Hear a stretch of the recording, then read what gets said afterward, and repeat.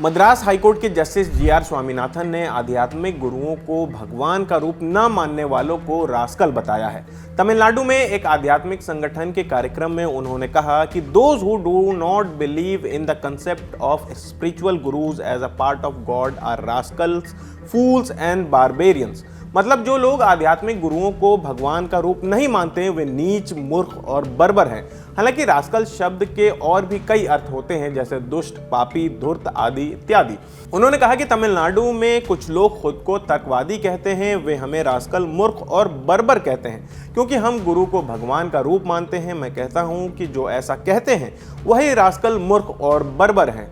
उसी कार्यक्रम में जस्टिस स्वामीनाथन ने यह भी कहा कि मेरी सेवा के 4 साल और बचे हैं। मुझे लगता है कि अब मुझे और साहस के साथ काम करना चाहिए।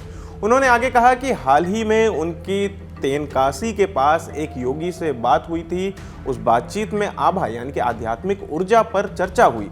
उनका कहना है कि किसी आध्यात्मिक गुरु के पास रहने से यह ऊर्जा मिलती है जो इंसान की कमजोरियों को दूर करने में मदद कर सकती है। यह पहली बार नहीं है जब जी.आर. स्वामीनाथन का नाम विवाद में आया हो। उनके करियर में पहले भी राजनीतिक पक्षपात के साथ साथ जातीय और सांप्रदायिक झुकाव के आरोप लगते रहे हैं। पिछले साल दिसंबर महीने में इंडिया गठबंधन के 120 सांसदों ने जस्टिस स्वामीनाथन के खिलाफ महाभियोग प्रस्ताव पर हस्ताक्षर किए थे। 9 दिसंबर को दिए गए प्रस्ताव में इंडिया गठबंधन ने कहा था कि जस्टिस स्वामीनाथन का व्यवहार निष्पक्षता, पारदर्शिता और न्यायपालिका के धर्मनिरपेक्ष कामकाज पर गंभीर सवाल खड़े करता है। महाभियोग प्रस्ताव में कहा गया कि जस्टिस स्वामीनाथन ने एक खास समुदाय के वकीलों के प्रति जरूरत से ज्यादा पक्षपात दिखाया। आरोप है कि उन्होंने अपने ही ब्राह्मण समुदाय के वकीलों को तरजीह दी। प्रस्ताव में यह भी कहा गया था कि वे मामलों का फैसला एक खास राजनीतिक विचारधारा के आधार पर करते हैं और इस तरह का रवैया भारतीय संविधान के धर्मनिरपेक्ष सिद्धांतों के खिलाफ है। महाभियोग की पहल जस्टिस स्वामीनाथन के 2 दिसंबर के आदेश के बाद हुई थी, जिसमें उन्होंने आदेश दिया था कि मदुरई के थिरुपरमकुंद्रम पहाड़ी पर स्थित एक दरगाह के पास बने पत्थर के स्तंभ पर दीप जलाने की अनुमति दी थी। उनका कहना था कि परंपरा के अनुसार वहीं पर दीप जलाया जाना चाहिए। इसके अलावा जस्टिस स्वामीनाथन इससे पहले भी अपने बयानों को लेकर आलोचना झेल चुके हैं। इंडिया टुडे की रिपोर्ट के मुताबिक एक दफा उन्होंने कहा था कि अगर हम वेदों की रक्षा करेंगे तो वेद हमारी रक्षा करेंगे। इस बयान पर आलोचकों ने उन पर संविधान से ऊपर धार्मिक ग्रंथों को रखने का आरोप लगाया था।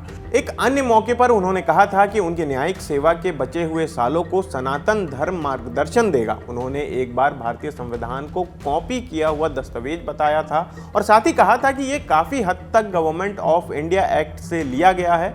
उन्होंने ये भी कहा था कि अगर देश की डेमोग्राफिक प्रोफाइल बदलती है तो संविधान अपनी प्रासंगिकता खो सकता है। जस्टिस स्वामीनाथन का जन्म 1968 में हुआ और वे तमिलनाडु के छोटे से शहर थिरुवरूर में पले बढ़े। वे अपने परिवार में पहली पीढ़ी के वकील थे। उन्होंने 1990 में कानून की पढ़ाई पूरी की और 1 साल बाद 1991 में वकालत शुरू की। स्क्रोल के मुताबिक मद्रास हाईकोर्ट के पूर्व जज के चंद्रू ने आरोप लगाया कि स्वामीनाथन कॉलेज के दिनों में दक्षिणपंथी छात्र संगठन ABVP के सक्रिय सदस्य थे। वकालत की शुरुआत के बाद स्वामीनाथन ने 1 दशक से अधिक समय तक चेन्नई में प्रैक्टिस की। इसके बाद 2004 में वे नवगठित मदुरई बेंच में चले गए। मदुरई में प्रैक्टिस शुरू करने के बाद उन्होंने अपना दायरा बढ़ाया और कई प्रभावशाली लोगों से करीब हुए। ऐसा स्क्रोल की रिपोर्ट में जस्टिस चंद्रू के हवाले से लिखा गया है। उनके मुताबिक स्वामीनाथन की नजदीकी CP राधाकृष्णन से बढ़ी, जो वर्तमान में भारत के उपराष्ट्रपति हैं। जस्टिस चंद्रू ने यह भी बताया कि स्वामीनाथन ने भारत के अतिरिक्त सॉलिसिटर जनरल का पद पाने की कोशिश की थी लेकिन सफल नहीं हो सके। हालांकि 2014 में उन्हें मदुरई बेंच के लिए असिस्टेंट सॉलिसिटर जनरल नियुक्त किया गया। उनके मुताबिक ये नियुक्ति 2017 में मद्रास हाईकोर्ट की मदुरई बेंच में अतिरिक्त जज बनने की दिशा में एक महत्वपूर्ण कदम साबित हुई। इसके बाद 2019 में उन्हें अस्थायी जज बना दिया गया। तो फिलहाल इस खबर में इतना ही। आपकी इस खबर पर क्या राय है हमें कमेंट करके जरूर बताएं। मेरा नाम आसिफ है, कैमरे के पीछे हमारे साथी विजय हैं। देखते रहिए दी ललन टॉप। शुक्रिया।